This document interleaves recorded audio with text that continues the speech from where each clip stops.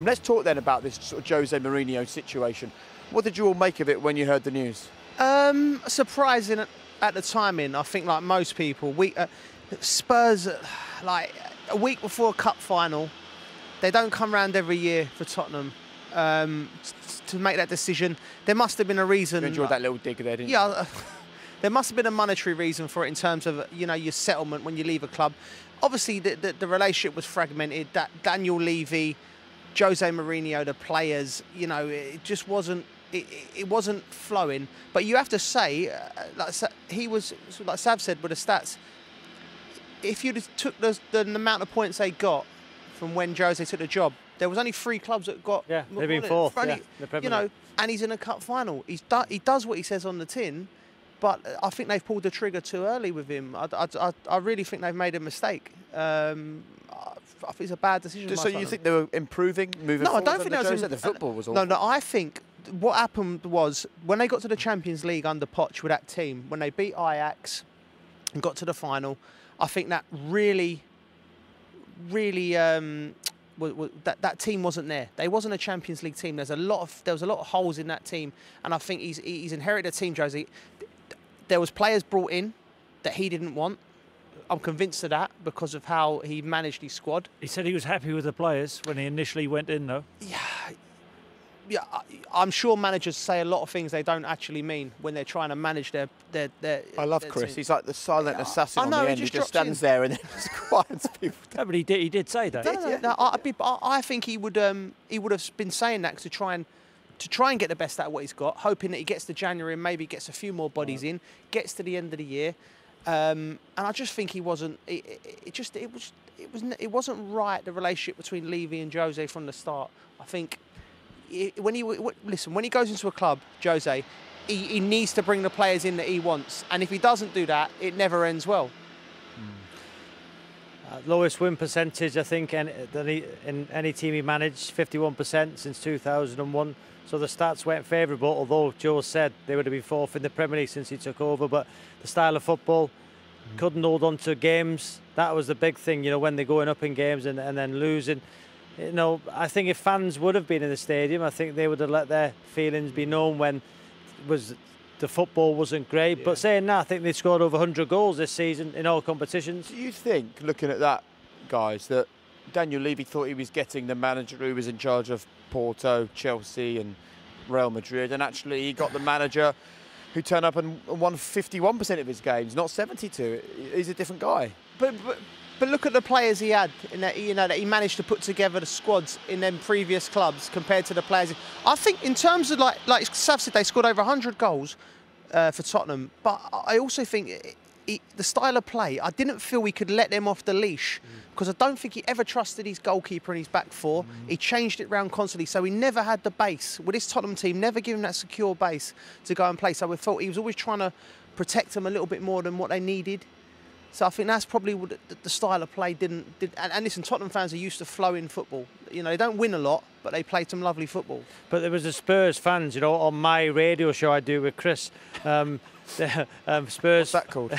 Spurs fans. There was one Spurs fan in particular who rung up and said, "I would rather lose at the weekend in the cup final if Jose left the football club." Do you remember?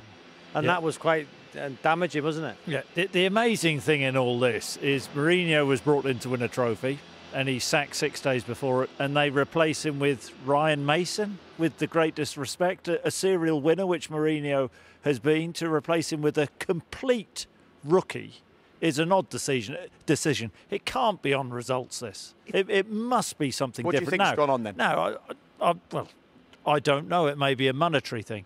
But I cannot work this one out. I mean, why not just wait to the end of the season and part ways? But why not give him the opportunity to win a trophy? It's an odd decision because Spurs are still in with the Champions League football as well, by the way, aren't they? And you let Ryan Mason, a guy who's had no managerial experience, to take over. That's very odd. Something is amiss here. Now, I think he was a goner that the minute he said same manager, different players, because the players in the dressing room just are not having that. They'd have been behind his back, absolutely pummelling him. You can't do that. He's lost the dressing room. With the greatest respect to the Spurs squad and team, though, the back four which he took over is a mid mid-table Premier League back four, so he always had his work cut out. So do you think he did a good job at Spurs, Jose?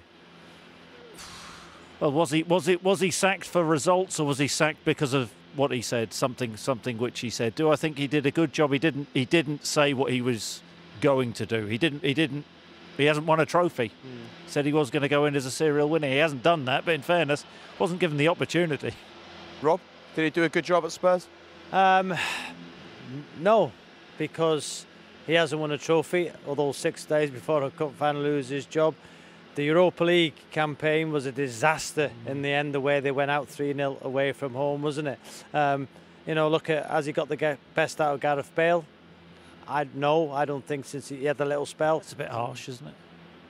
No, I don't. Has he got the best out of Gareth Bale? Because we all said when Gareth Bale come in, has Gareth Bale got the best out of himself? Possibly not. But there was a spell when Gareth Bale was playing regularly. He got 6 goals. You can't just blame Jose for Gareth Bale. I'm not blaming Jose. Like no, I'm not. I'm asking the question: did Jose get the best out of Gareth Bale? Dele Alli's performances. You know. So, did he do a good job at Spurs? No, because he didn't win a trophy, and the Champions League, I don't think they're going to get in it, and they failed in the Europa League. But he's a fantastic manager. Is he? I think he is. Yeah, he's a serial winner. Did he do a good job? I think he would have gone in there and he would have done exactly what he's done at other clubs.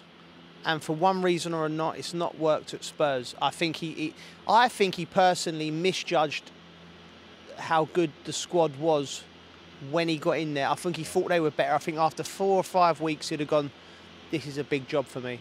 Because I don't think he realised that the holes that were in the squad, which are clearly there because where they are in the league. Finally, one-word answer to this one. Who do you think will go in there next? Maurizio Sarri is the favourite. Who would you like to see in there, Chris? Oh, ask me last. I wouldn't like to see this happening, but the person I'd go for, Brendan Rodgers. Okay. Who would I like to see in there? Frank Spencer. But who do I think will go in there? Who do I? No. Where's he in charge of at the moment, Frank? I don't know what he's doing. Who do I? No. Leave it on Frank Spencer. No. I tell you who we don't want to go in there, me and you, Daniel Farke. Yeah, absolutely, he can stay where he is.